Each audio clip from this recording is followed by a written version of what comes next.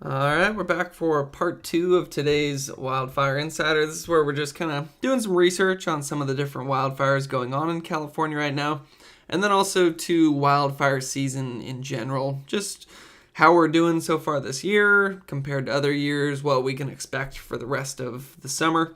But as of right now, you can see there's a lot more fires in California than we have had at any other time this year, and big reason for that, we've had some tropical systems off of Mexico the last couple of days, and that's been funneling a bunch of moisture into California, leading to some thunderstorm activity, which leads to lightnings, which leads to all these different fires that you see popping up.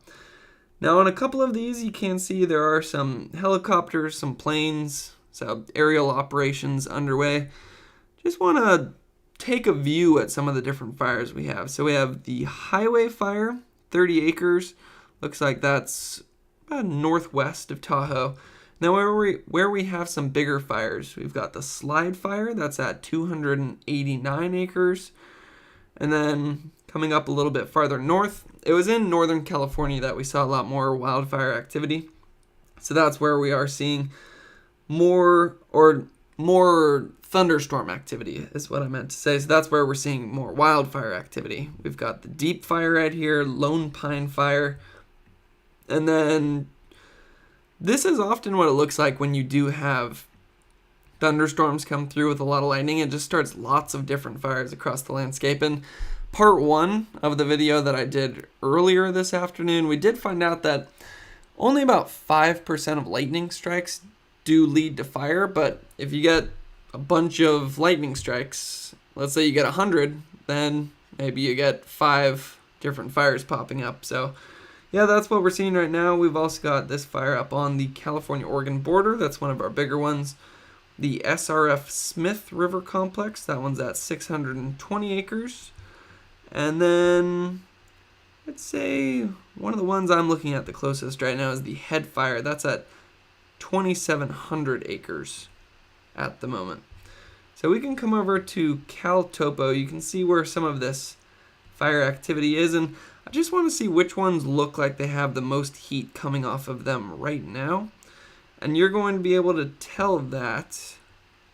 Let's change this to global imagery just so it's cleaner background. Is it going to change? Alright, so just zooming in here. Where you see the red kind of triangles, or the red little stars almost, that's where the wildfire has been. Where you see the red square, that's where we're picking up some active heat from the satellite data. So let's see, let's go to the deep fire first right here. Let's see how close it is to some structures. It does. Let's see what direction the winds are blowing.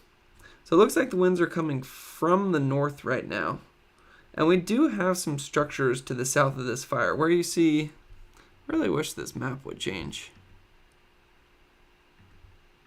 Global imagery. Alright, so you can see where the fire perimeter was. Where that red triangle or the red square is, that's not where the fire is right now. That's just where the heat's being picked up by the satellites. Not always accurate, but the key thing I want to point out here is those little orange dots that you see on the map. Let's turn wind off so it's not too complicated. That's where we do have some structures. So with the wind blowing to the south with some structures to the south, definitely going to keep a close eye on the deep fire. Be interested to see if we have any fire history in the area. Yeah, it doesn't look like there's much to the south of the deep fire, so that will allow the fire to burn to the south as we move forward. So let's now check out this fire up here. This is the Head Fire. And going over to watch duty, just want to make sure I get the acres. That one is at 2,700 acres, and we do have a large amount of evacuation orders and warnings in place on that one right now. And we already read the morning update on that one. You can see where some of the heat activity is on that one as well. And it looks like we have Scott Bar down to the southeast of there. So if you zoom in, you can actually see where some of those orange dots are on the map. That is, I believe, where Scott Bar is going to be, where if we zoom all the way in, you can actually see some of the structures right there. So definitely keeping a close eye on that. We do have some evacuation orders and warnings in place at the moment, and that one does look like it's one of our fires right now that has some of the most heat activity, although I will say it's not showing the red squares. Where you have red squares, that's where it's going to be more recent. Where we have some of the more red squares is up on that fire right on the California-Oregon border. Actually, there's 3 fires up near the California-Oregon border that seem to have a good amount of heat coming off of them at the moment. Let's see if we can get the names of those from Watch Duty. So, not seeing the names pop up. Oh, I gotta go back home to the home page first. So yeah, these 3 fires looks like the Prescott Fire, 193 acres. The Kelly Fire, not showing the acreage on that one. And then the SRF Smith River Complex, that's 620 acres. So just coming back here. Luckily, those aren't near as many structures as some of our other fires. So I would say right now, just based on this information, I would say the head fire is my biggest concern. But let's look at fire history to see if we have any help in that area. So we have had some recent fires near the head fire. It looks like we had the 2016 Gap Fire. Oh, this map's getting a bit complicated now. 2007 Tom Martin. That's probably a bit old for it to be helping us at all right now. 2012 Bill. 2019 Barr. And then 2022 McKinney. I remember covering that fire as it happened. So one good thing about the head fire is there's a lot of fire history around it, which means there will be fuels that have been burnt out there. So there's not going to be as much space for it to move, except where we have the largest amount of structures is to the south of this fire. At least it looks like there's some structures up on the northwestern side as well that we're going to have to keep an eye on. But to the south is where we don't have much fire history. And just want to remind you that where you see those orange squares, that doesn't mean that's where the fire is right now, but that is where the satellites are picking up some heat, which, again, take the satellites with a grain of salt, because those can often be off by quite a bit. So not seeing much fire activity around central parts of California, and not really even seeing smoke from that smaller fire we were looking at originally off the western parts of Lake Tahoe. So not that concerned about, although look at all the thunderstorm activity popping up over the Sierra right now, all those clouds in the afternoon. Reason for that, let's go back to regional. You can see based on the water vapor imagery some of the moisture that's being pushed in from the south. Watch what it does over the Sierra as you get into the afternoon. Turns into all those thunderstorms right there. We can check out the mosaic radar, and that's going to show some of the thunderstorm activity popping up. Watch as you get into the afternoon. A lot more activity, and more activity, unfortunately, up in the northern parts of California. Keep an eye on where we've seen some of those fires popping up that we were just looking at on the Watch Duty app. Yeah, so more lightning up there. What I want to look at, though, is if we can actually see the smoke from any of these fires in California. So it looks like we definitely see the smoke from those fires that were throwing off a bit more of that heat around the SRF Smith River Complex and the Kelly Fire. Let's bring this over here. And then all the clouds popping up in the afternoon. That's going to create some thunderstorm activity. The bad news for that and our fires is it could lead to some gusty, erratic winds, which could lead to the fire spreading faster. But it could also lead to some rainfall. That can always go both ways. Overall, though, I'd say when you have dry fuels out there, thunderstorm activity is usually not ideal, because when you get lightning, you get more fires popping up, and then that dilutes your resources that you have on the flames. So let's look at natural color fires. Sometimes you can actually see the glow of the fire. That looks to be the largest fire as of right now, and then a bit more heat coming off of those fires in the northwestern section of California as we get into the afternoon. Keep your eye on the top left. You're going to see those start to glow a bit more as some of those gustier wind conditions come in.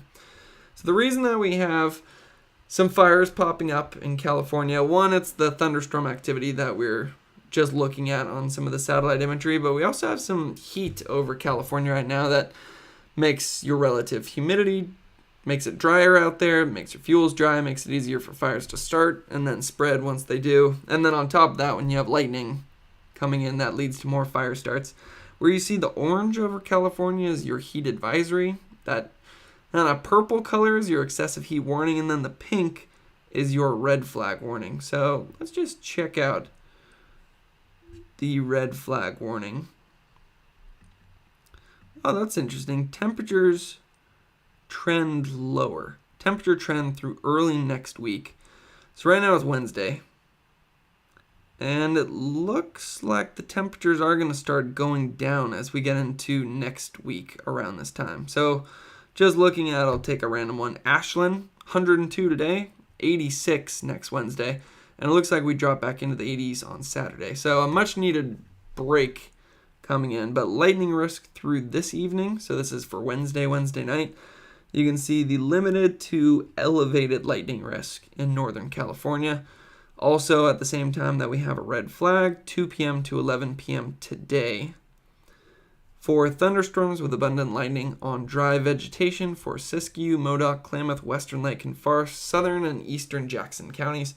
Fire weather watch is in effect Thursday for potential of abundant lightning on dry vegetation.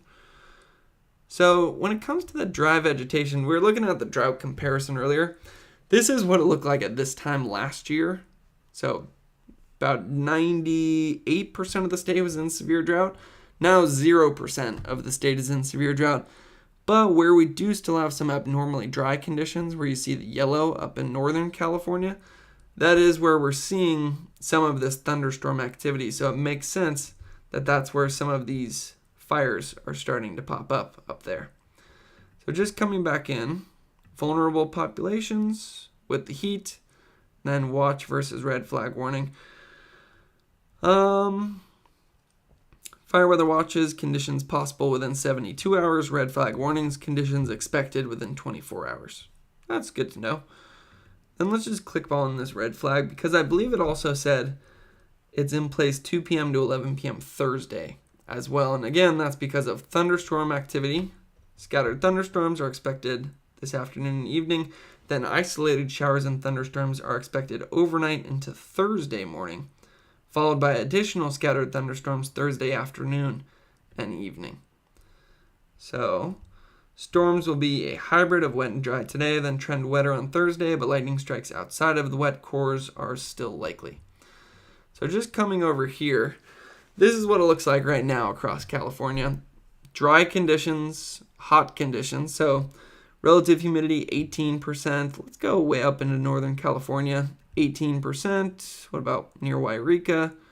A couple pockets where there's more moisture, but it's definitely dry out there. Big part of the reason for that is because it's very hot out there. Remember that the widespread heat advisories, widespread excessive heat warnings that we're looking at over California, Texas, Washington, and Oregon. 110 throughout much of the Central Valley at the moment. Now, the one thing that is working in our favor is if you look at winds, it's pretty calm out there. Sustained winds, let's see. That's going to be 3 miles per hour, 2 miles per hour. Wind gusts, that is where you have some isolated windier conditions right around thunderstorms. That's where you could get some 40 to maybe 50 mile per hour gusts. But overall across California, it's not that windy. It's just where you have some of the thunderstorm activity popping up. So that is the big kind of question mark in our forecast today, or the wild card that's leading to some more of this fire activity.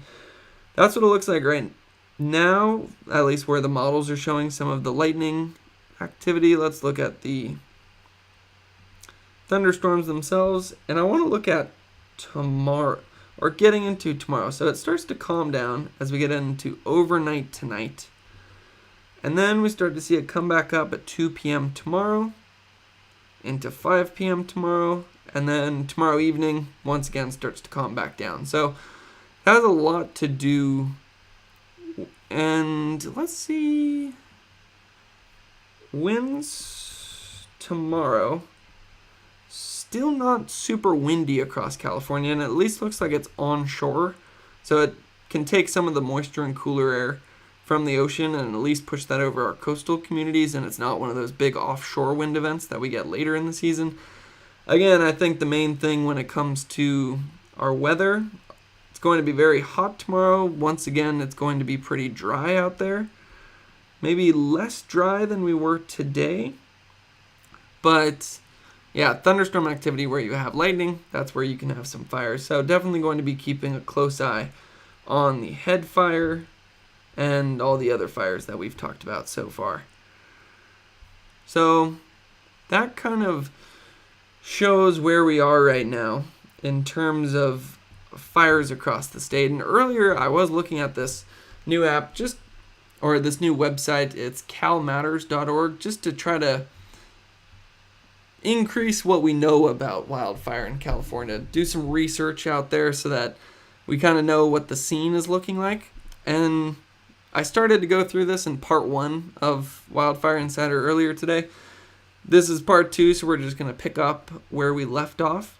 And where we left off was total acres burned by wildfire. This chart shows acres burned by year.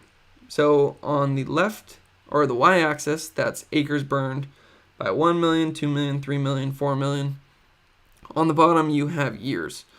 So you can see how much wildfire ramped up in the last decade, but especially in 2020. That's where we burned over 4 million acres that year. And the reason I wanted to show that is because that was because of thunderstorm activity, moisture moving in from the tropics. And that's kind of the system we're in right now, except to a much lesser extent.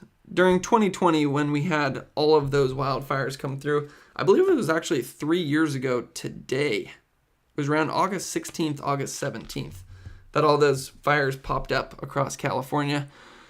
And then we just had terrible wildfire conditions for the next couple of months with the LNU lightning complex, CZU, SCU, all of those. I believe the August complex was that year as well. Let's see. August complex, yeah, where we burned over 1 million acres. That was August 2020. And that was in large part due to the thunderstorm activity from moisture from the tropics. And we looked at this earlier, but that's, I'd say, my biggest concern in terms of wildfire danger this year is overall, we started this year off pretty great compared to last year. Because of all the rain that we picked up this last winter, you see the difference right there. 98% of the state in severe drought versus 0% of the state in severe drought. And that's why you probably haven't heard that much about wildfires so far this year. But where there is some elevated concern is we have an El Nino year, which means you have warm water pushing back to the eastern Pacific, which is going to lead to more hurricanes around Mexico due to less vertical wind shear and then also some warmer water out there. Hurricanes depend on warm water. It's like the fuel for a hurricane. It's like the gasoline you put in your car. The gasoline for a hurricane is the warm tropical water. During El Nino, you have more warm water that sloshes back to the eastern Pacific, so you get more hurricanes. And then there's also less wind shear, but we won't go into that right now. So what that means for wildfire in California is you have more you most likely have more hurricane activity. It's never a guarantee. And then that leads to moisture funneling into the state, and then you end up with more lightning fires. And if we look at National Hurricane Center, let's go Eastern Pacific. We do have a couple of little systems down here. We have Tropical Storm Hillary. So that's max sustained winds, 40 miles per hour. We'll maybe keep an eye on that as it moves forward. And then we have Tropical Storm Fernanda, 50 miles per hour. So those are tropical storms where it's not going to be as powerful as a hurricane, but it's just a good indication of what we were just talking about, tying it all together: El Nino, hurricane activity, and wildfire. And we'll keep an eye on those to see what happens. But it does look like Fernanda is going to be moving straight west, which is good for us because it's going to be not moving up the coast of Mexico towards California. Not that there is ever any concern for California to get hit by a hurricane, because the water is so cool that things cool down before that happens, but because of the impacts of moisture funneling into the state. Now, if we look at this year, look at that little white square. That's your year to date, and we've had very little acres burned so far. So let's check out CAL FIRE, because that site we were just on was saying we'd burned 200,000 acres. CAL FIRE is saying we've burned 114,000 acres with over 4,000 wildfires. So, I mean, seems like it's been a pretty quiet start to the year, but it does seem like things are starting to ramp up a little bit as of right now. So let's just go to this next chart. So since 2008, the destructiveness of large wildfires has been rising, particularly for acres burned per fire. So this shows total acres burned per fire. And if you were to draw like a linear regression, so just a line through that data, it would seem like since 2008, your acres burned per large fire has been going up, but mostly because of 2018, 2020, and 2021. Last year was actually a pretty good wildfire year. We obviously had some big ones that led to some bad impacts, but compared to 2020 and 2021, last year was quite good for us. And then this year, you can see where the white box is. That's our year to date. We're already getting close to our total acres burned per large fire last year. What about total acres burned? Yeah, pretty close to total acres burned as well. And we're really just getting started. And with the heat that we have out there, I haven't really mentioned this yet, but one of the concerns with how hot it is across California is that dries out your fuels. And that was actually something that was working in our favor for the first half of the year. Seemed like January to June, we were still picking up some rainfall and we had below average temperatures. So we kept a lot of the moisture in our fuels, whereas in the last month, seems like that's turned around and it's started to be above average more often than not. And we can look at, let's try Pivotal. So that shows where some of the warnings are at the moment. But what I want to look at is the CPC outlooks. And let's go national. So it seemed like from January to June, every time we looked at this map, we were below average in California. But then since June, seems like every time I look at this map, California's in the red, meaning above average temperatures expected. And it's definitely been true from Texas to Florida. Their heat has really turned on in the last month or two. What about 8 to 14 days out? Very similar story, with a lot of heat expected across California, and then pretty much the entire U.S. except for the Northeast and the southeastern portions of California. So definitely shifted pattern here. So even though we've had a great start to the year because of the improvements in the drought monitor, because of the moisture in our fuels, we're really starting to warm up now. And then there's a lot more warm air on the way. And then on top of that, we also have more hurricane activity off of Mexico, leading to more lightning fires. So we're most likely going to see increases in wildfire danger as we move forward. But again, that's not a huge surprise. You pretty much, from August to November, you have a pretty linear increase in fire danger just because it's dry out there. California's Mediterranean climate. We don't get rain as much during the summer. So then the fuels get dry and your fire danger increases. That's kind of something that we deal with every single year. I'd say the two big differences for this year are, one, we're off to a lot better start because of all the rain we picked up last winter. But then we also have that increased chance for thunderstorms, which is something that we're seeing right now. So let's keep reading here because this is an interesting website with a lot of good information. What causes wildfires? As you would expect, wildfires ignite in many ways. Since 2008, large fires caused by lightning strikes have destroyed close to 7 million acres of land. I don't really like the word destroyed close to 7 million acres of land because wildfire is actually a natural part of the California ecosystem. And a lot of our plants and even some of our animals rely on wildfire. It can clear out a lot of your fuels that are maybe old or just overgrown. And it can actually lead to a much healthier ecosystem when you do have fire on the land. So I wouldn't exactly say since 2008, large fires caused by lightning strikes have destroyed 7 million acres of land. But you could say it's burned 7 million acres of land. So followed by 2.7 million acres burned due to human causes, not counting the nearly 2 million acres due to malfunctioning power company infrastructure. So that is some pretty interesting stats right there.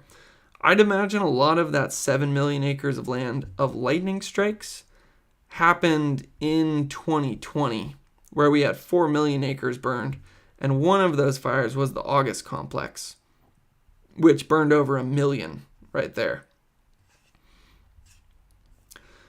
So what was that? 7 million due to lightning. And the other reason that your lightning fires, even though 90% of fires are started by humans,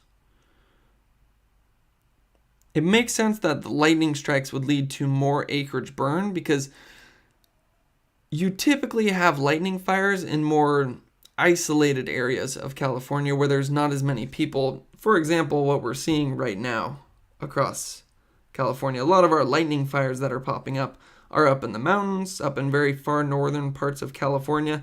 There's definitely some structures up there. I'm definitely concerned about those fires. We have some evacuation warnings and orders in place. But it's not in San Francisco or San Jose, or it's much rarer for your highly populated areas to be near a lightning fire. Now, obviously, there's exceptions to that, like 2020, where we had the CZU complex in Santa Cruz, we had the SCU complex in Santa Clara, and then the LNU complex up in, I believe that was Napa, Sonoma. So obviously, there's exceptions to that rule. But followed by 2.7 million acres destroyed by burned by humans, and then 2 million acres from power company infrastructure. So interesting little fact right there. I definitely didn't know that before. So lightning strikes can cause widespread damage in the most remote areas of the state. I didn't read ahead, but they pretty much just said exactly what I was just talking about. Is lightning fires are often more remote. So if they're near less structures, you have less incentive to throw a ton of resources at them, or even maybe try to stop them at all. So then they burn a lot more. Definitely saw that on the August complex. And that is an interesting thing to think about because wildfire, as I mentioned, is a natural part of the California ecosystem. So it's actually good for our ecosystem to let some of these fires burn if they aren't near homes. You save a lot of money on trying to fight it, and then it can also actually provide some benefits as well as future protection from future wildfires, as well as clearing out some of the fuels so that you don't have just an extreme blaze with a buildup of fuels over 100 years.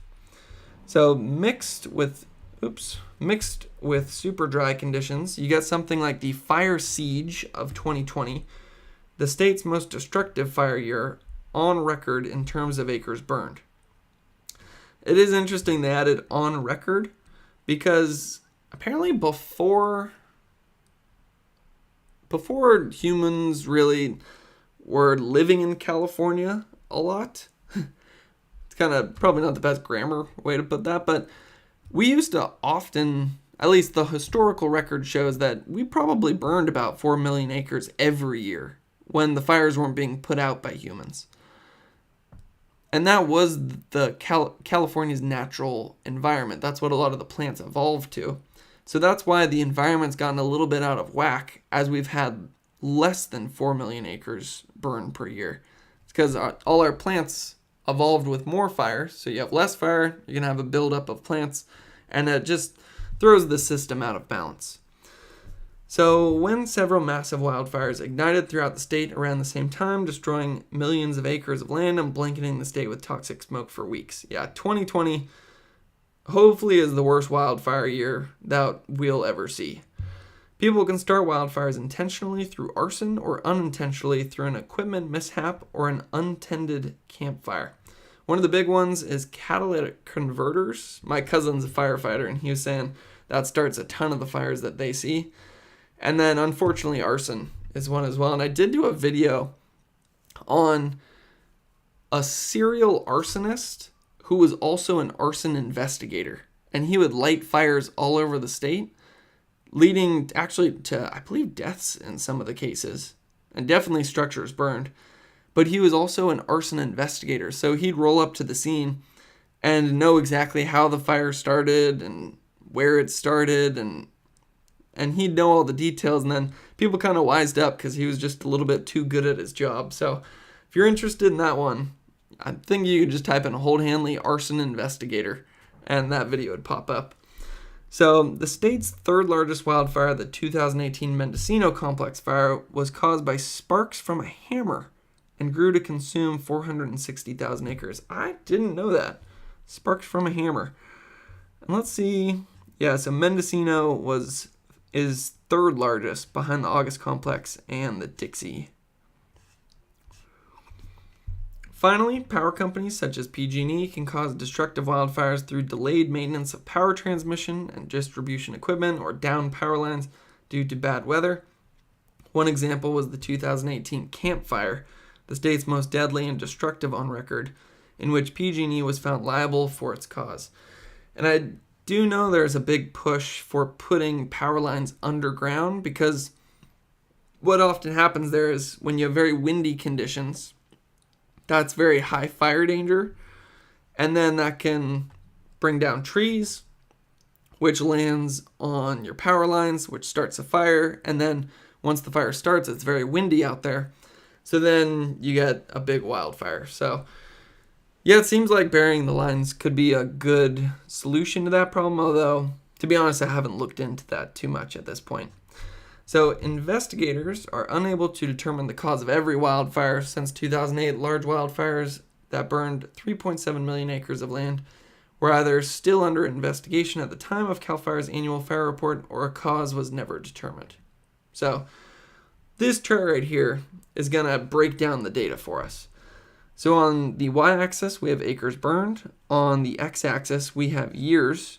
You can see not a whole lot going on between maybe, you had a good amount of lightning fires in 2008. Not much in 2009 through really 2017. And then 2018 is where you see that human-caused fire go way up. And then 2020 is where you see the lightning fires go way up, your yellow bar right there. That's going to be things like the August Complex, CZU, SCU, LNU. And then a lot of undetermined in 2020 as well. And then 2021, looks like it's a mix between electrical and lightning that led to most of our fires. And then 2022, didn't really have much fire out there. And then so far this year, there hasn't been much either. But we're certainly going to keep an eye on it. And yeah, this is an amazing website. I'm going to just see all these different articles that I want to do future videos on. Lightning could spark more California fires as world warms. That'll definitely be an interesting one to watch.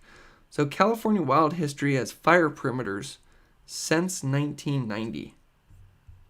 So I think this is going to be a video. Let's check this out, see what this looks like.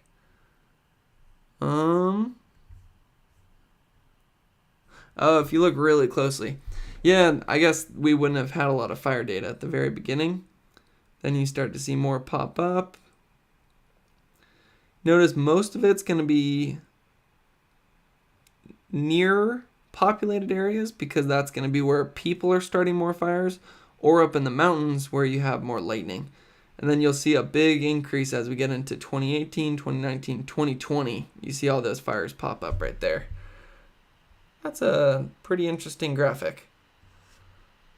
So, cost of wildfires. How many people have died due to wildfires? CAL FIRE tracks how many firefighters and civilians have lost their lives in wildfires since 1992. At least 268 people have died in a wildfire.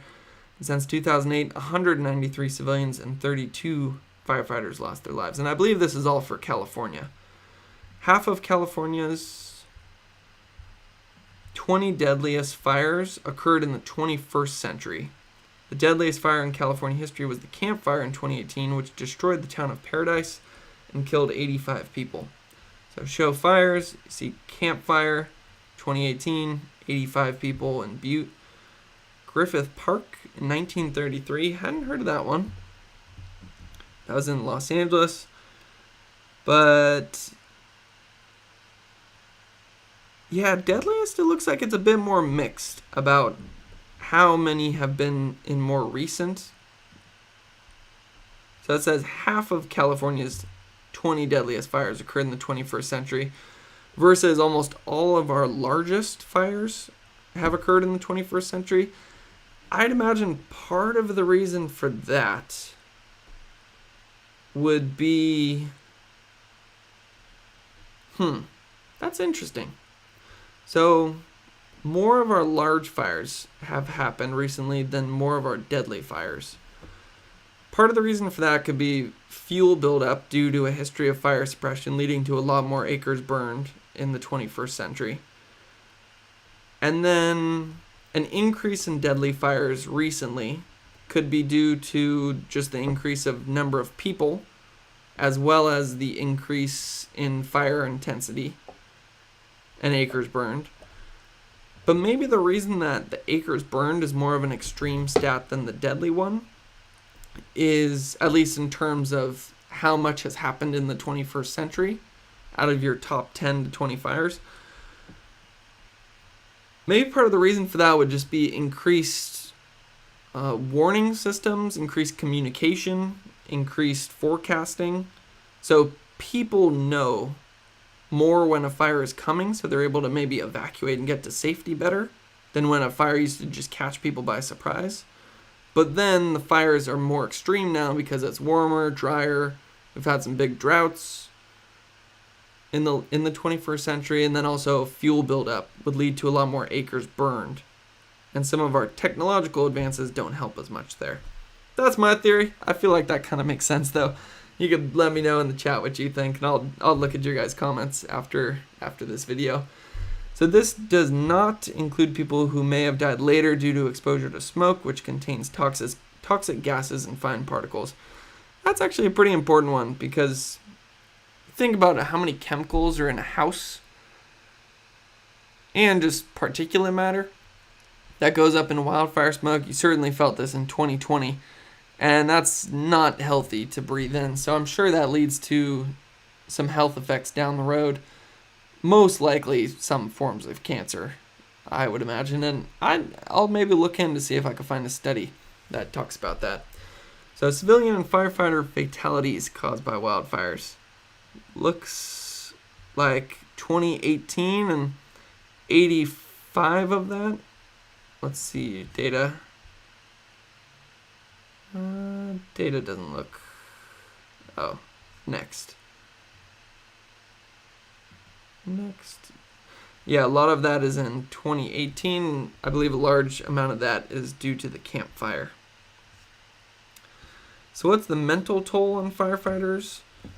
Say PTSD and suicidal thoughts are an epidemic at CAL FIRE. State agency doesn't compile data on suicides or PTSD. It only tracks the number of times that firefighters and their families reach out for assistance over issues such as grief, substance abuse, and suicidal thoughts. And, you know, you imagine some of the stuff that these firefighters see, it definitely would weigh on you. Especially in some of those fires where you're going into an area where people have died. I can't imagine how hard that must be to deal with. So firefighters are more likely to die of suicide than in the line of duty. Read more about the mental health impacts on firefighters at the link below. Let's see what this chart's saying. So CAL FIRE employees having increasingly reached out for help. So yellow is going to be grief and loss. Orange is going to be addiction and substance abuse, and white is going to be suicide. Looks like we've had a steady increase since 2018, although 2017, a lot of grief and loss right there. But then the steady increase since 2018. And I'd imagine some of that is probably cumulative effects from having multiple bad wildfire seasons in a row. So what's the financial cost? CAL FIRE reports the dollar damage of wildfires in their annual Red Book report. Dollar damage is defined as estimates of the total property and contents dollar loss in terms of replacement in like kind and quantity, and includes property and contents damaged by fire, smoke, water, and overhaul. Dollar damage does not include fire suppression or indirect cost, such as lost economic activity. So it doesn't include fire suppression. Does include property and things damaged by fire and smoke. So dollar damage by property and contents. Looks... Oh, and then interestingly, I didn't point this out earlier, but where you see the gray, that's where you have drought years. So it looks like 2015, 2017, 2018, and 2020 were huge in terms of cost. So in 2017, dollar damage from wildfires hit $12 billion, the largest amount in California's history. Interesting that it was in 2017, when 2018 and 2020 had some of the largest and deadliest fires. How many structures? When wildfires sweep across the landscape, they destroy houses, buildings, and infrastructure such as water, pumps, and power lines. CAL FIRE tracks how many structures were damaged or destroyed in fire. Structures include homes, commercial properties, and outbuildings such as barns, garages, and sheds. 9 of the 20 most destructive fires occurred in the last 5 years, and all but 2 occurred in the 21st century. The most destructive fire on record was also the deadliest, Camp Fire in 2018, which destroyed the city of Paradise. So let's look at the fires here. This is going to be based on structures destroyed. So you can see the Camp Fire is at number 1 by a lot, over 18,000 structures. And then you have Tubbs in 2017. Maybe that's part of the reason that the costs were so high in 2017. That was in Napa and Sonoma. 5,000 structures destroyed. And then Cedar in 2003. North Complex 2020, over 2,000. So structures damaged or destroyed by fire. 2018, by far the most, and most of that is going to be from the Camp Fire. 2020, a lot of that is going to be from your lightning complex wildfires. How much has been spent on fire suppression? This is an interesting one. I've always been curious about this. CAL FIRE routinely spends more money than allocated in its budget to suppress wildfires. Fire suppression costs surpassed the $1 billion mark for the first time in 2020. So now we're just talking about suppression and the costs with that, not so much the costs of buildings being destroyed or something like that. So you can see your drought years in gray, and you can see how this just, it almost looks like exponential growth since 1980. So that's the start. And looks like in 2020 we spent over $1.5 billion in California on fire suppression. Yeah, it shows, and you can imagine with all the fire suppression in the past, your fuels are building up this whole time. So then what happens is you end up having a ton of fuels, which leads to massive fires, which lead to a lot of fire suppression in the future. And the only way to really break out of that loop is if we were to take some of this maybe fire suppression money and maybe shift it up earlier in the year and lead to more prescribed burns to take out some of the fuels. And just going to throw out some random numbers there, but maybe you do a prescribed burn that costs, I don't know, $100,000. But because you cleared out those fuels in a part of the season where there's not much danger for it turning into an extreme wildfire, then maybe because you cleared those fuels out, it doesn't turn into a massive wildfire that leads to $10 million in suppression costs. So it's one of those things where maybe a little sacrifice up front can lead to long-term benefits. So, and then it looks like it's just some get involved, some credits down there. Yeah, that is quite a good website right there. So that's Cal Matters. Definitely going to be keeping an eye on that one moving forward, as well as a lot of the fires that we talked about at the beginning of this video. I'll just double check, make sure we're not seeing any huge changes on the acreage. Slide 289, deep 800, SKU 632. Headfire is now up to 3,580 acres. So let's see if we got any updates on that. 3,580, 0% containment. We got evacuation orders and warnings, and maybe I'll do a forecast video for the Headfire, just because that one looks to be the biggest concern in California right now. So Virus has mapped fire at 3:43 p.m. See perimeter of the interactive map. Let's click on the map, see if we can check it out. So you can see where it's Scott River Road, and we were looking at some of the structures in this area. There's Scott Bar down there, and the fire does look to be getting closer. Let's go over here. Let's see if the wind direction. Fire history. Let's go fire activity. All satellites. Your head fire is going to be up here. And wind plot. Yeah, it looks like it's maybe coming from the northeast. That would try to push the fire down to the southeast, and it does look like that's where more of the heat activity is recently. Okay, so that's our most recent fire perimeter. Now let's look at some of these numbers. At the time of the mapping, the fire was about a half a mile from the intersection of Scott River and Mill Creek, 2 miles from Horse Creek at its closest point, 0.29 miles from Hamburg proper at its closest point, 8 miles from Sayed Valley. Not sure if I pronounced that right, at its closest point. There are active thunderstorms in the vicinity, and cameras have shown increasing fire activity. All evacuation warnings and orders remain in place. Note that perimeters are preliminary and don't reflect structure protection efforts by firefighters on the ground. So that's a good thing to remember, that just because that's where the perimeter is, doesn't mean that everything inside that perimeter has burned. It just means that's maybe the extent of the fire at this point, but it means you can still have some little islands or pockets in here that haven't burned, and usually if there's structures in there, they'll try to get some protection around those. But I just want to see, let's just go perimeter only. Let's turn our winds off. And let's look at where the structures are. So it looks like we have some structures, the little orange dots up to the northwest. Looks like that's Hamburg. And then you have some of your structures down here near Scott Bar.